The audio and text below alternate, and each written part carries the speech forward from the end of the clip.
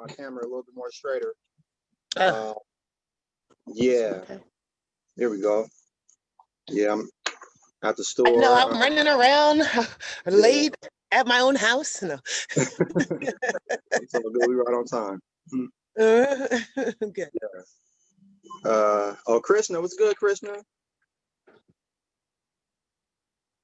I'm good, man. Just chilling. How about you? Oh, I'm doing good, brother. I like that. Is that your logo or your emblem? Yeah, that's my logo, my flag. Oh, okay, that's what's up. Good Nice. thing. Mm-hmm.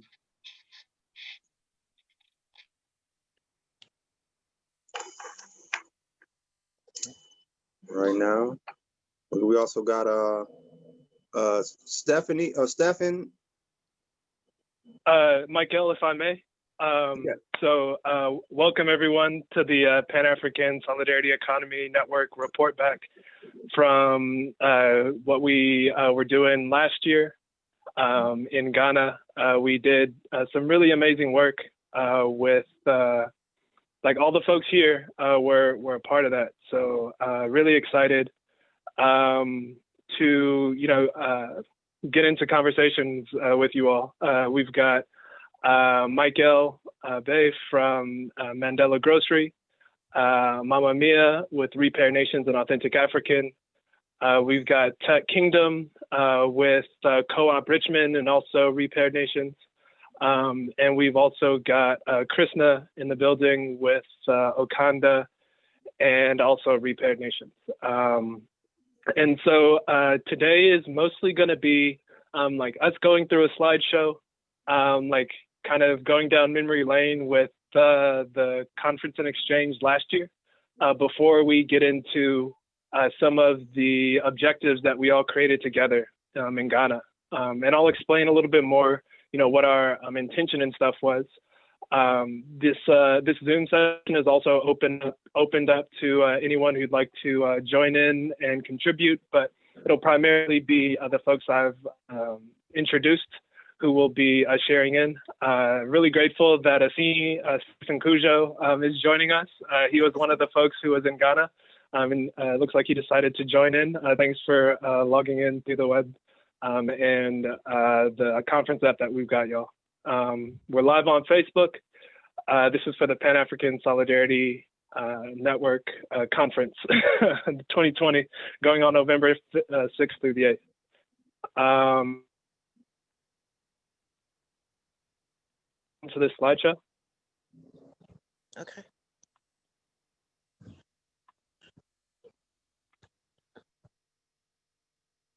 Michael, Tut, Mama Mia, Mike, Krishna, y'all want to bring your voices in the room real quick? Yeah, man. Back down memory lane. Oh man. You know what I'm saying? It just feel good. To revisit that experience with all my loved ones, you know what I'm saying? That was very powerful. And the things that we've been accomplishing since we've been back has just been so amazing. So yeah, I'm just happy to be here and man, looking forward to hearing some good recap stories. I'll pass it on. Oh, sure. Thank you, brother. So I just brought up on the screen. I'm sorry, did Michael, Krishna, Mama Mia, would you all like to go? Oh, I'm just happy to be here. And the trip to Ghana was amazing. In fact, it was like the best trip of my life. So I'm excited to look back and reflect on that today. Yes, and hi everybody doing? I'm Mikhail. I'm a member at Mandela's Grocery Cooperative, and I've been helping to organize the virtual Pan-African conference that's going on, and also the Black Co-op Week for this week. The trip to Ghana was very exciting and amazing last year, and it was very inspirational for me to continue doing these cooperative and collective works. So since we got back, we've all been coming together collectively and organizing and formatting plans to move forward in the future. So I'm just happy to be a part of the works and be a part of this conversation today. Well, Appreciate you.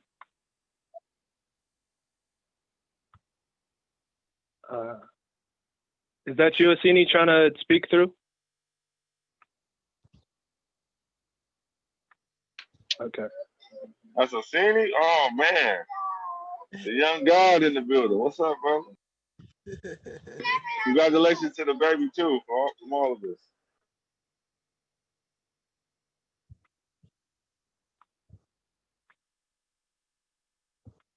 Okay. Let me do a little bit of further grounding.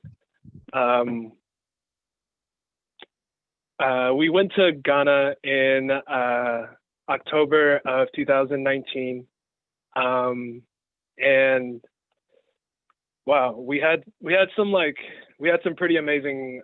We had a pretty amazing time. Shouts out to the sponsors for last year's event that helped us subsidize the trip for folks, and make sure that we got the group out there. Repaired Nations is a Pan-African network of support, and we create redress for historic trends of colonization and oppression through cooperative training and development. And we've been doing a lot, focusing on supporting folks 35 years and under. And we're excited about this next phase of becoming a lot more intergenerational in the work we're doing, as we're still centering youth and young people.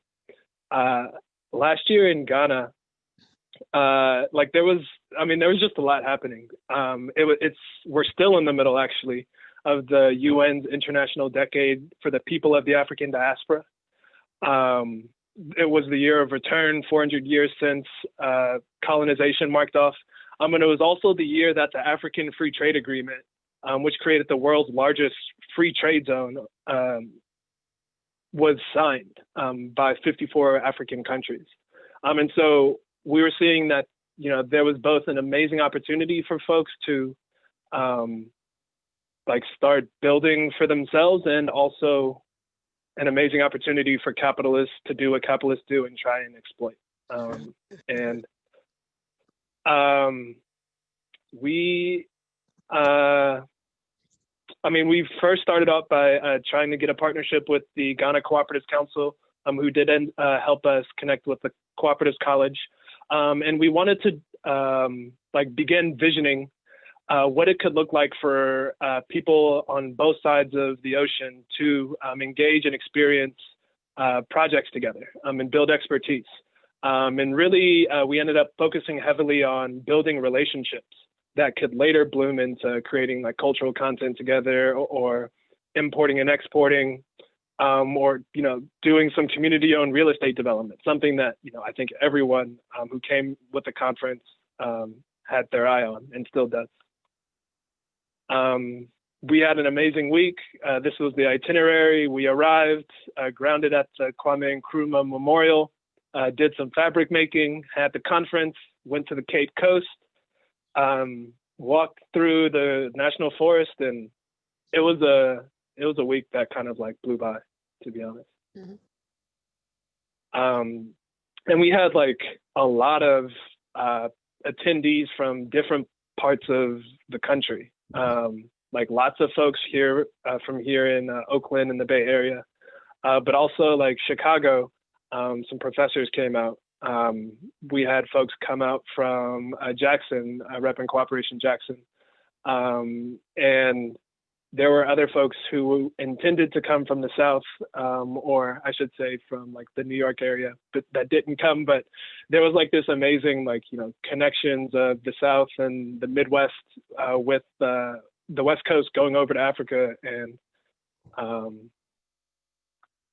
this next video, I think, shows how we felt in the moment that we arrived. And this was something that Tut posted on his Instagram page.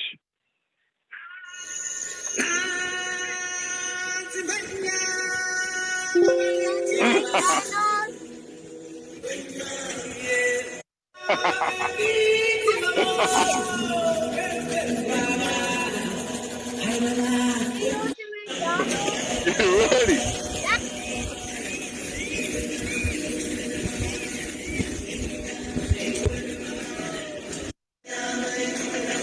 The day we arrive on the planet and blinking stars see when can ever be seen or to do when can ever. Sorry. That that brings me joy still. I saw that the day we were about to go to the airport, and I was like, "Yep, we all ready to go." Lord, that's great. Living it. Can you all still see the screen? Okay. Yes. Okay. So this is us in the airport heading over. We made a beat inside of the Amsterdam airport that we still, or a song I should say that we still need to release. And let's see, Nana Ya and Tut did a little grounding for us at the airport. As we This group made it out the plane. Oakland in Africa, baby. Prepared nations in Africa, baby. Look at those smiles. We man. made it. Oh, fine, baby girl. Look at those smiles. It's been a long flight, long process to get here. Thanking this man right here, his family, the royal family that made it happen, man. They made an announcement on the plane that it's illegal to photo and video. Oh, they did say it's illegal, so we'll talk to y'all later. Okay, nice. Peace. Within the city of Accra, known as Regenerative Economics circle, the statue of that like we obviously did a lot while moving through the land, and you can see. I'll turn down the volume. Like this is us driving through Ghana, and kind of getting a sense of what it's like to be on the ground for the first time. Shortly after the plane going to the Kwame Nkrumah Memorial, our tour guide is telling us about how their money has all of their freedom fighters on it, and we were all really, really excited. Took some iconic photos and learned a lot about how like Kwame Nkrumah, the first president, or he was the first president after like a democratic revolution in Africa. We learned about how he was all about Pan-African solidarity, and like how, man, like he really tried to live his values like so much. And I think at that point we had a deep discussion about what our visions of like Pan-African solidarity were. Is that right? Am I telling this story right, y'all? Yeah, we did. We stood under a tree with our feet in the soil, touching the ground where there was no ants, and had a deep discussion. It was enlightening. Yeah. Yeah, it was beautiful, man, just to be there on the ground. We kind of took our shoes off and did a little prayer and kind of just grounded ourselves in the soil. And I'm kind of explaining to my children. I said, like, so Kwame Nkrumah was like Dr. King, Malcolm X, and Obama, for Ghana. The Ghanaians over there. They like, oh, okay. So I have a picture there that's actually like, who was that? Who was that? I told them that's who Kwame Nkrumah was. Yeah, it was very powerful, very powerful. Sure. Asini, I see you talking, but it's muted. We did not visit Sunt or Ashehi. We only had a week, and we were trying to fit in a bunch of stuff, and so we couldn't make it all the way. Let's see. Being that we are the people that we are, we made sure to pour libations and say a prayer at the mausoleum where we did our discussion. Took some more iconic photos. And you wow, you had the impression that Nkrumah's spirit is still alive and the themes he brought forward are still being pursued vigorously there?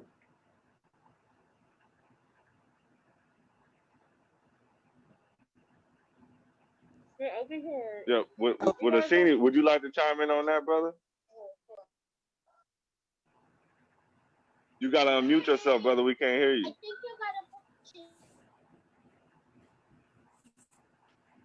Hello? Yeah, there you go, brother. I didn't hear the question very well. Can you please repeat it for me? What's up, father? Yeah, we give glory to God. They said, did you still think the spirit of Kwame Nkrumah was alive there in Ghana? Yeah, it's still alive because his vision, there are a lot of people and generation trying to keep it up, like trying to make it come true. And not even only Ghanaians, people around the world in USA, Jamaica, too are having the same vision to fulfill it. And including the integration of those principles and ideas with newer technologies? Pardon? Would you say that that actively includes the integration of those principles with new technologies, the technologies that seem to be shifting the rest of the planet? Yeah, they are trying to do it, but in their own way, because most of his things and his ideas have been, like, he was overthrown, so most of his ideas too were just shown in our system. So we're not using most of his things, but we used most of things like schools and things that will help our nation. And most of them were destroyed. So the ones that are destroyed, they are not doing anything about it, but they are keeping on holding on to the one they are working on, like the schools and the social amenities. Okay. So one of the brothers that caught my attention was Bright Simon. He's a local celebrity there. I'm sorry, William. Continue. Can we reserve? I wanted to give you space, but yes, yeah, definitely. thank you. Appreciate you. Done. Okay, so we got to touch the Atlantic Ocean from the African side for the first time after visiting the Kwame Nkrumah Memorial. And wow, like, it's hard to explain like the beauty of the coastline and the way like the people interact with it and use colors, but you can see some of it in the pictures. The next day, we were able to visit a cooperative association of fabric makers that allowed for us to go and really like plot out what kind of Adinkra symbols and stamps we wanted to put on our cloths. We got to mark it ourselves. Some people got very elaborate, some more so symbolic. And I mean, they told us about how they're teaching young folks around the area how to do fabric making and sewing, and also like intentionally linking up different societies across the regions. And I think we had like our, how should I say? We had a moment here. Does anyone want to explain it, or like what we learned from it afterwards, how we got through it? Talking about the money situation? Yeah. Yeah, so apparently we were under the impression that the whole class or lessons of printmaking would cost, I believe, 180 CDs or 100 CDs, somewhere around there. And so we go through the whole printmaking process. We all have our individually made garments that we made ourselves. And everybody's happy, we're ready to go. And then we hear that one of the elders was upset.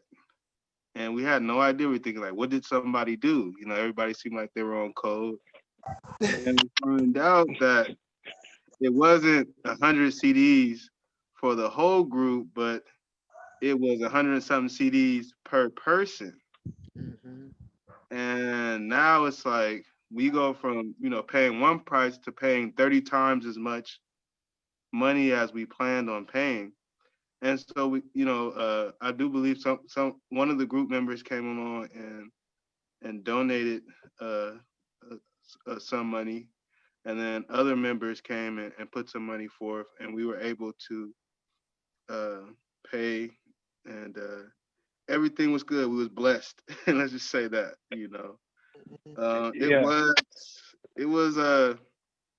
it was one of those things where it's like, there's peace in the land, everything is good, and then all of a sudden it's like, no, there's a big problem, and we were able to get past that, and we all have our custom garments.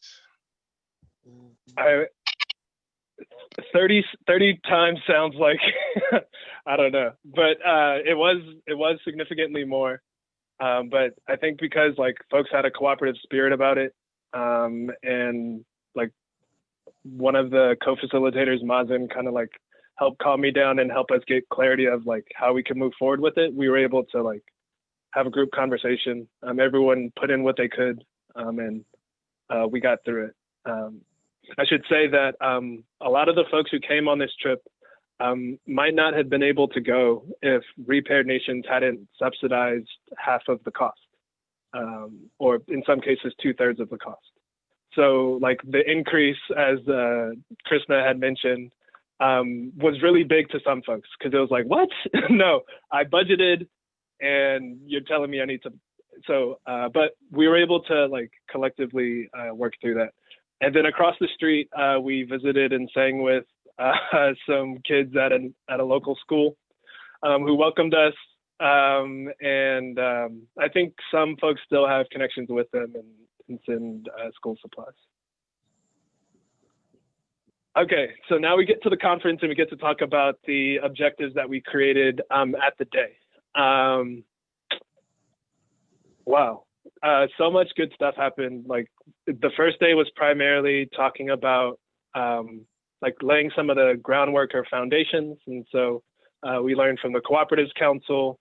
Mazen with Holistic Underground helped us talk about what aligned success means and kind of like did a workshop for us. He's a career coach. A lovely professor from the University of Ghana, Dr. Dakwa, like informed us a bunch about women and youth in the co-op and in the economy. And then Co-op Jackson ended the day before an open mic that was really fire, led by Daisy Fire, and there were like backflips and a whole bunch of stuff. And we were like really doing our networking, and we even got like seamstresses and sewers to come to the conference and measure us up. And at the bottom, you can see one of the custom things they made for me. I mean, and we learned a lot about Ghana, even if it wasn't like specifically cooperative focused all the time. Like we learned about like there's just so much beauty and abundance, and the Ghana Investment Promotion Center came and talked to us about like how they're supporting people to like get visas and citizenship through investments, and that was kind of eye-opening. And there's just like learning about how Africa has so much, like, I guess I would say untapped potential, but it's really like siphoned off exploited potential, and a lot of youth. And so like, yeah, there's a lot of good things coming in Africa and in Ghana.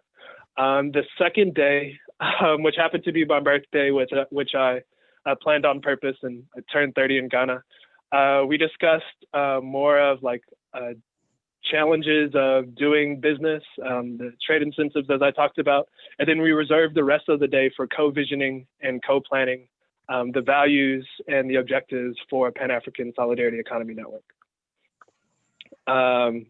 This is the picture at the end. We had about 75 folks come through each day. There goes the fire. This picture just on the upper right captures the energy of it. It was amazing.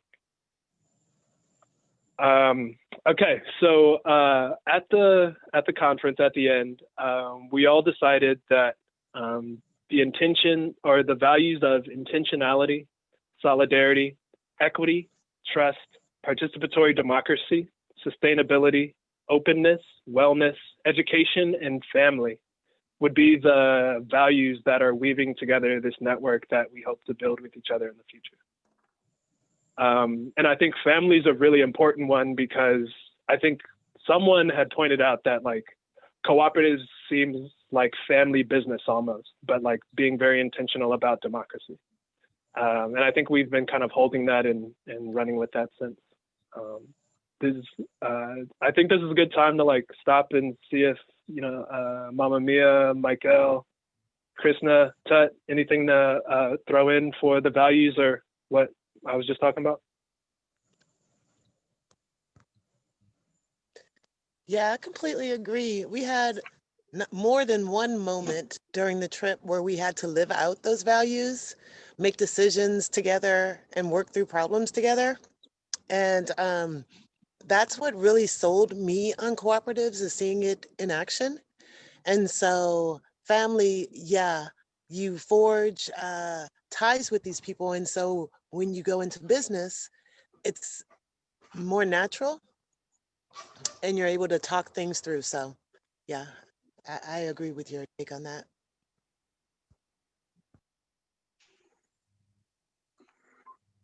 Yeah, I definitely felt the family values. A lot of people on the trip I did know, but I didn't really know them as well before going on the trip. But going on the trip, you know, speaking to everybody, having intimate moments, being able to, like Mama Mia said, work out through issues that we were going on the trip. It really instilled the values of Cooperative Works in me. And coming back, just being intentional about working with people and continuing the works that we started out in Ghana. So yeah, everything that we worked and talked about is coming to fruition. I'm just happy to see it come to life. Yeah, I'm not sure if I would have even went without the group. You know, I felt comfortable being there 30 deep. You know, with like up to at least 20 people that I know from the Bay. You know, no, not that there was any threat or anything like that, but just being in a foreign country, I really like being within a group structure and a group that's also cooperative minded.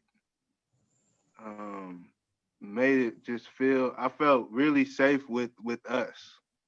And that's what made the Ghana trip cool for me, because anytime, like, if something happened where I was just feeling like, yo, like ain't nobody around, I'm just out here, I would always see one of the group members walking by and I'd be like, hey, you know, like help me out over here, you know, and so it was always like perfect. And just the cooperative spirit was definitely seen.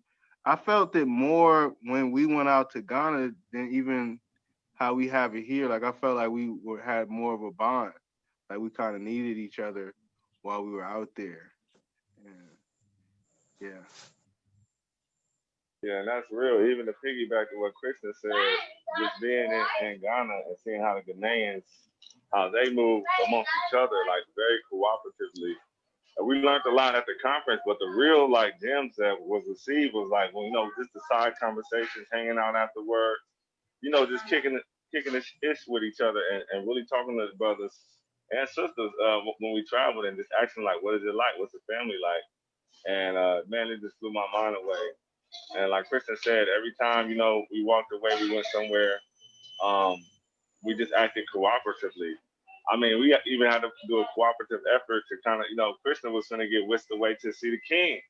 You know, one time walking through through what would be identified as a hood out here, we kind of took a stroll through the hood and, you know, cooperatively we walked through, you know, and it's all love, all peace. So I think just going there and seeing firsthand like what an economy or a culture looks like when cooperation is like a cornerstone, and how it's a day-to-day life to them. And then, you know, us just coming from where we come from, individualistic, you know, just tribal, And just seeing that, like we all brought like big pieces of that back, you know, that stay with us even to this day.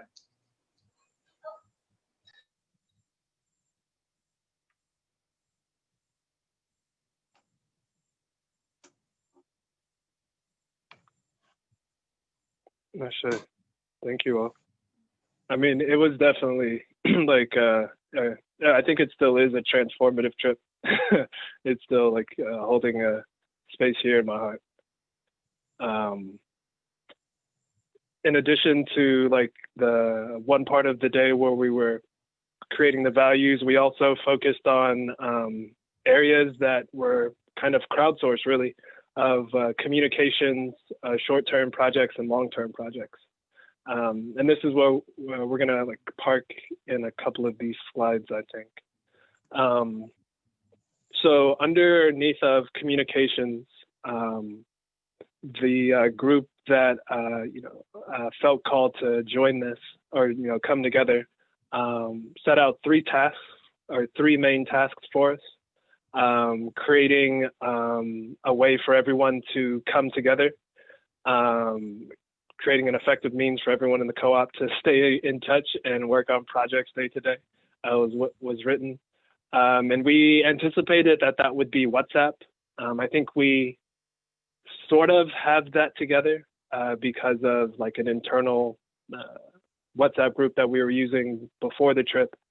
But unfortunately, we never got the momentum together to like onboard people into a WhatsApp group afterwards.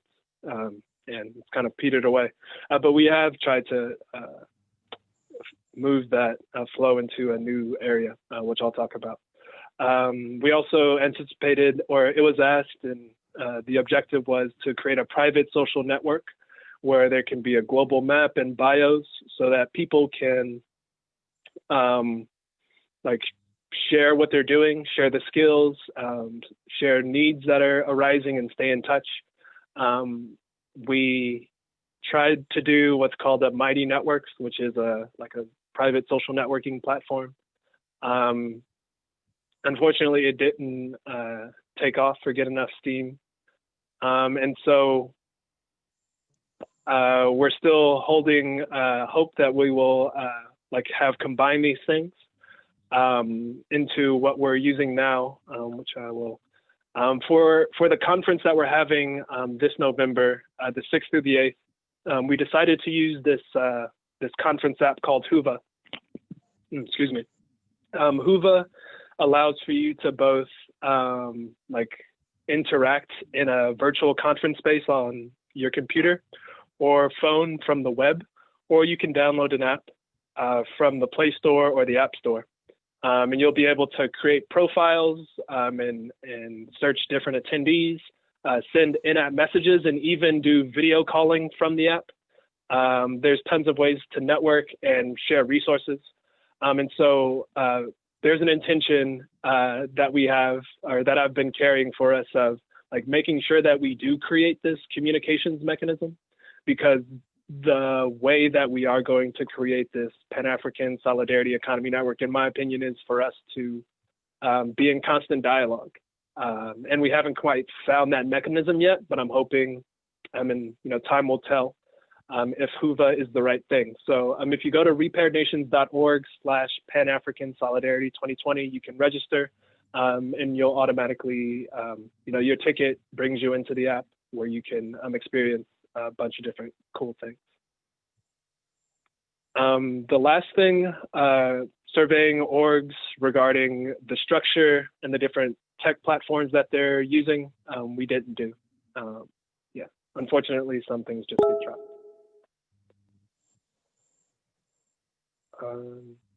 Okay, any questions about the communications or anything to add about the communications before I move on to the next one to report back on?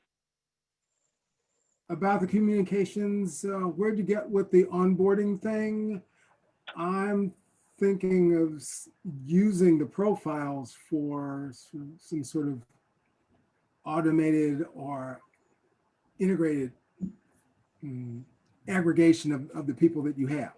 so that their profiles themselves lead them to each other based on common interests? I think the app might do that already, but okay. If you want to send an email to repairednations@gmail.com, we can discuss it. Okay. Yeah, and I want to say one thing about the communication. And on a larger network, we're communicating from abroad and out here in America. But I think that individually, we all done a great job of staying in communication with different people that we connected with when we was in Ghana. As you can see, we got Asini on the line right now. We've been in communication with him since, we all got back and seen the birth of his child, and, been supporting people as, we can out there. And they've been supporting us with, just communicating with us and building a network. So I think that eventually the larger network will get there, but the communication amongst individuals and the conversations are still happening. So I think we're doing a pretty good job with that.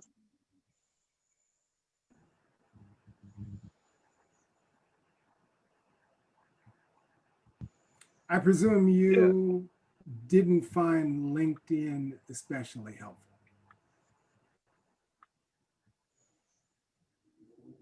We didn't look into LinkedIn. However, from what was discussed at the conference, LinkedIn wasn't suggested as what we should use. Okay. And there's also, I think, a general intention from the, I don't know. It just wasn't suggested. I mean, I wasn't in the group. Yeah, I presume not.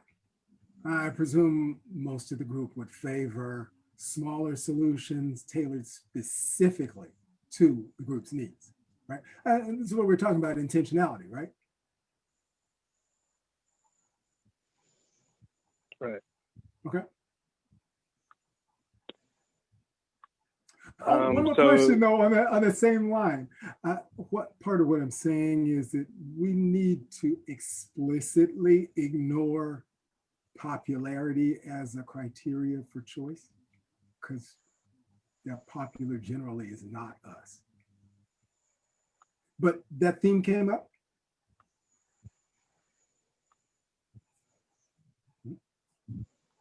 That's something you guys discussed, the sort of seduction of popularity.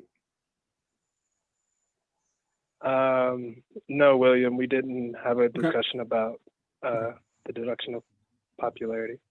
But if you join the conference app, you can put that in there in the community board. Okay. So for short-term projects, the group that convened around that came up with 4 key things that we wanted to focus on. The first, they also felt like there needed to be relationship profiles that had to be built so that folks can communicate with each other, stay in touch. There was an intention to create a needs-based funding program. Afterwards, the organizers felt like the stage 1 would be researching program structures, determining the needs of those who would need funding, and figuring out a report or a proposal that we could internally steward within Repaired Nations to figure out the next steps forward. I think concurrently, we've also been doing a bit of a pilot project around needs-based funding, so I'm going to pass it over to Mama Mia to talk a little bit about how she's been interfacing moving forward or since the conference.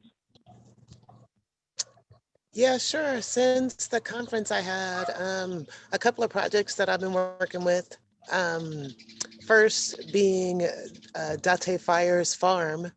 He had, I think he has 2 acres of raw land in the Volta region that he'd farmed on, but it needed development. So the land itself is by a river. But so the first project was to get a pump in order to bring water from the river to the crops. So that was our first investment. And once that was able to grow the first year of corn and get that harvested, the second year we started working on actually putting a structure on the property. And so at this point, the 3-room mud hut built in the traditional African way is on the property, and the Dati's able to live there full time and is growing his second year of corn, cola nut, like 5 different crops. And so that has been pretty successful. We've also worked with a sewing collective where we were able to get a sewing machine and start training with some apprentices. That's also in the Volta region. And lastly, a Sini's group down in the Cocoa Bright near the beach. What is that, about 2 hours outside of Accra? A collective of sellers that we started the shipping collective around. And that one is, we were working to feature their products in our Authentic African store, and also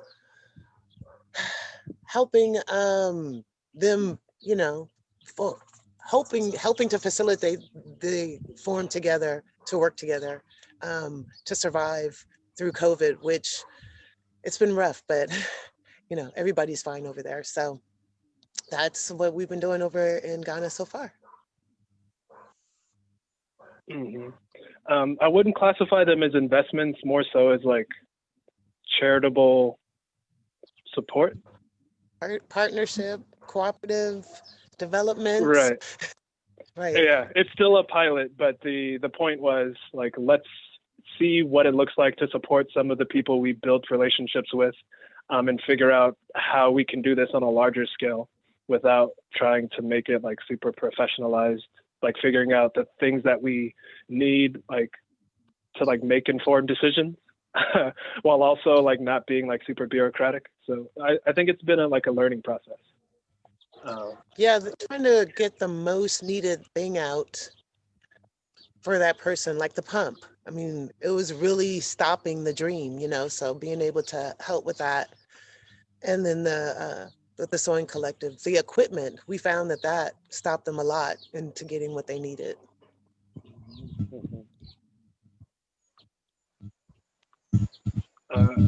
And so to wrap up the short-term projects, there was also a request to do education on a monthly basis, starting out with creating instructional videos, polling people to see what the needs were, and then launching a program, or at least that's what some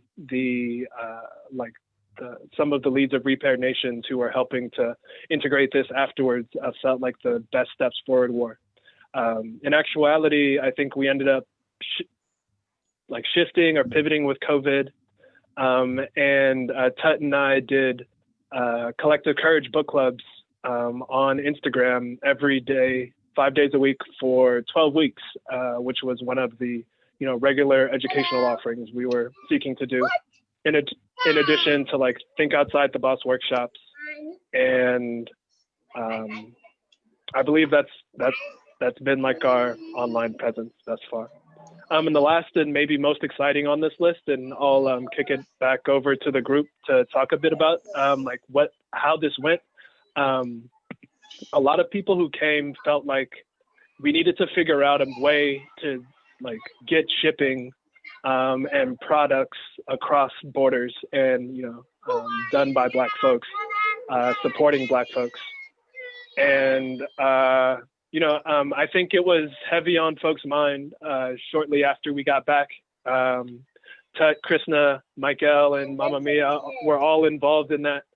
So I'm can you guys share some of the learnings that you had, considering the feasibility of doing the shipping collective? And I guess we can start there. My experience with shipping is, I came to the conclusion that it is better to actually go there with empty suitcases and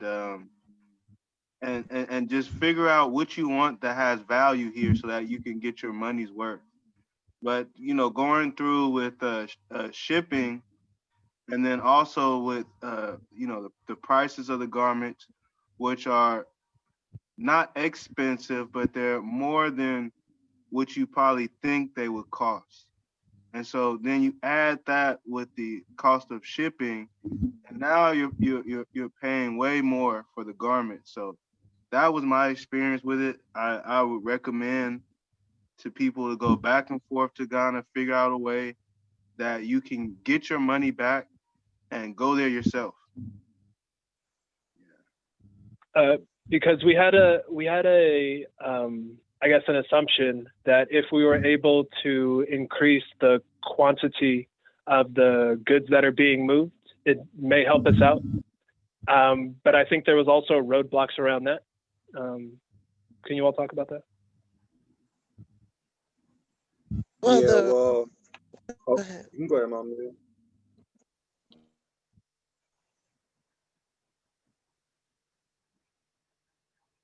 I was going to say that we actually saw that the more heavier the weight is, the cost of shipping goes up exponentially over time. You know, if you weigh a couple pounds, that's a significant cost. And you talk about kilos at a time, that's an even bigger cost.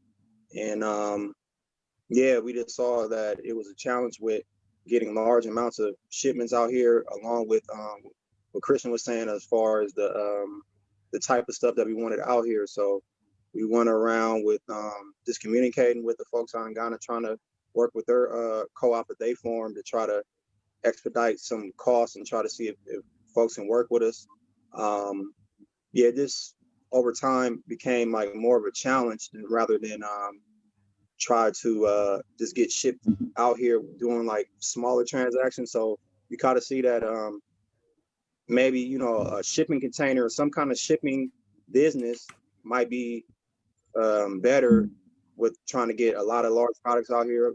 So like Christian was saying, it might be best just to go out there back and forth individually if you want to get, you know, smaller products out here, but it might be worth it to collectively come together and actually get a shipping container, some kind of small boat, some kind of international like type of shipping co-op to realistically do the type of work that we want to do right now. Is too much cost with the shipping, and the Ghanaian shipping is a long time too as well. So you have to consider that into the cost. So just yeah, we still working it out as of right now. Yeah.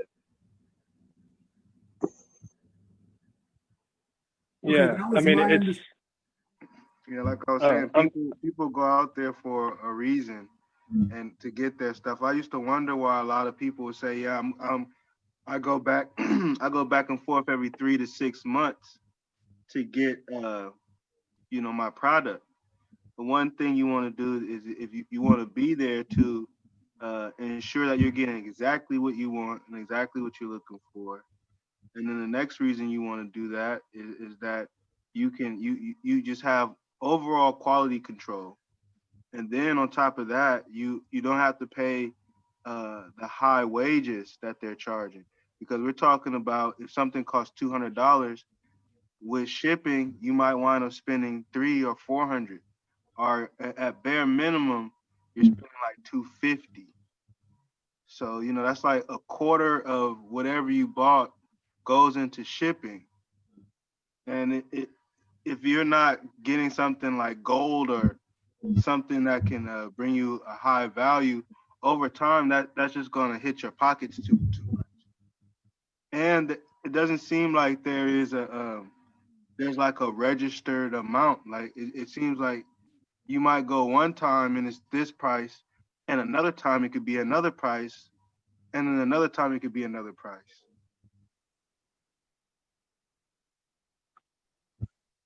right. Yeah, and so lots of difficulties, and then I guess it seemed not feasible, like doing the like organizing a bunch of people to cram a container full of stuff and then get it. Yes, that definitely could work, but it's like 3 months to get the container here. So we figured with the and that is the cheapest way. So would take a lot of planning and forethought to order your products. And it definitely would work with people who know, like Krishna said, people who you know what you want, and you have good contacts there to get it for you, to get it to the container. But then there's lots of customs here and there, which we learned it's a whole huge business, transport. So yeah, it seemed like the easiest way was like $16 a pound if you flew there and flew back with your suitcase filled, like 2 suitcases. In fact, if you flew first class and got an extra 100 pounds, then it comes down to like $16 a pound to get your products back flying there. So. All right. I'm sorry, William. Can you make it quick? We're almost at time. Did you get to the idea of aggregating orders here based on electronic transmission of fit parameters and stuff like that? Basically taking pictures of people here and having it done there. You said people take pictures here to buy stuff there for you? Yes.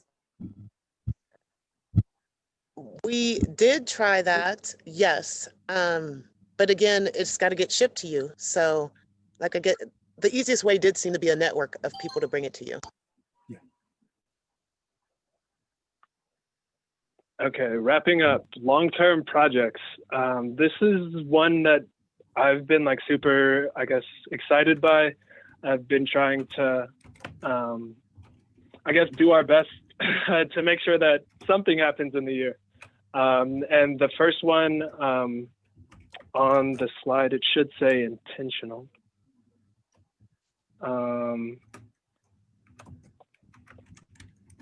Intentional development of communities, collective ownership of land and housing. That was number 1 on the list. I think you kind of see it in many different iterations on the list, actually. In addition, second was arts and culture exchange. Third, financial institutions for micro lending. And fourth, establishing a cross-continental trade network.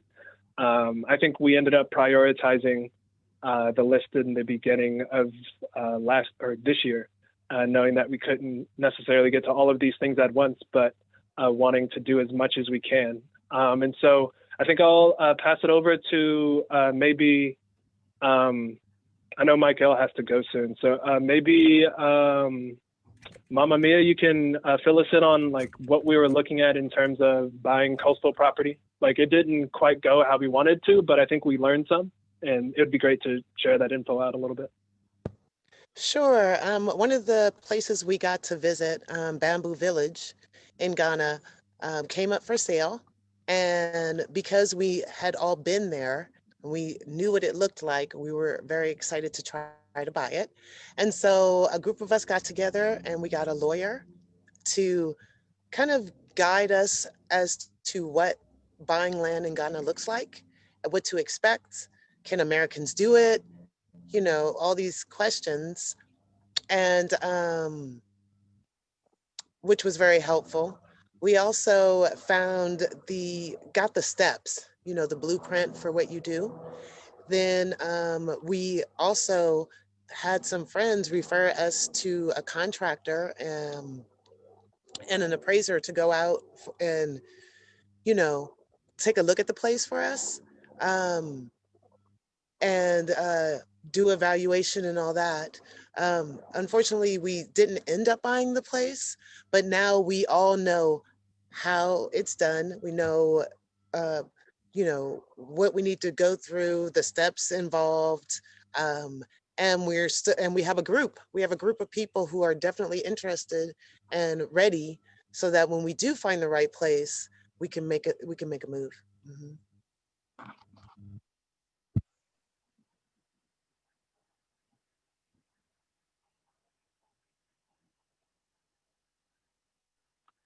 The second bullet point on the list, arts and culture exchange. I think all of us hold art and culture to a high esteem and want to see it uplifted and honored in that way. We Repaired Nations has kind of shifted the way that we're working with our members, shifted to more of a project-based system where we're able to like actively support artists through like collective grant raising. And so like NEX Means has been able to continue hosting their open mics and providing space because of our collective effort, as well as Honey Gold Jasmine been able, Raw Soul Collective, you know, just making sure that the things that we hold dear that are close to our culture can be funded or done, even if like outside people don't see the value in it. And thankfully, we're also connecting with Resonate Cooperative, which is a streaming cooperative based in the UK, who wants to like come to the US and begin that process in the Black community, honoring that, you know, oftentimes our art has been expropriated, exploited. And this place, it takes 9 streams on Resonate to give you the money that it would take Spotify hundreds of streams to give you. So a very interesting model to check out if you're able. They're going to be hanging out or interviewing with Honey Gold Jasmine Thursday at our promo cipher. And so check that out if you're available. It's on our website, repairnations.org, the agenda. The fourth, the third, or I'll start with the fourth and end with the third. So we have been, as Michael said, we have been able to like continue trading amongst each other, even if it's not like as a formal group, but informally. I think Michael, you have, as well as Krishna, done business with Lassini across the waters. I think Mamma Mia and Authentic African have continued like importing awesome wax prints and creating fabrics out of them, or garments like the one I'm wearing. And I don't know. I think that one is just going to be a lifestyle thing. It's like, how do we interface with our folks? The last and maybe the most important thing, we haven't gotten our international like financial institution off the ground. That's still a work in progress, but we are a member, a revolving loan fund member of the Seed Commons, meaning that for the people based here in the Bay Area, we'll be able to provide non-extractive loan capital on top of the technical assistance that we've been providing and learning how to do better over time. So 2021 is going to be awesome. We're going to continue building this network, starting at home and, you know, inviting others to come in. Anything you all would like to say? I think I'll go Mamma Mia, Michael, Tat, Krishna to close out. Well, thank you for your letting us have this relook at what we've done. It definitely got me excited and jazzed all over again. And thank you for the folks who have joined. Asini, great to see you out there. And yeah, more to come in 2021. It's going to be awesome. Yes, yeah, thank you, Greg, for holding this space and giving us a recap of the great time that we had in Ghana and all the works that we've been contributing. Yeah, I'm looking forward to continuing with all the different projects that Repair Nations has brought forth, and yeah, staying connected with, you know, our family back here out in the Bay Area, but also, you know, our national family that we all cultivated while we was in Ghana, and then also connecting with the brothers and sisters in Ghana and continue to network, continue to build, and continue to show solidarity to each other. So yeah, I'm just looking forward to the future. 2021 and beyond is going to be great. Yeah, anybody needs any assistance with any kind of collective cooperative works, I'm definitely always available to assist.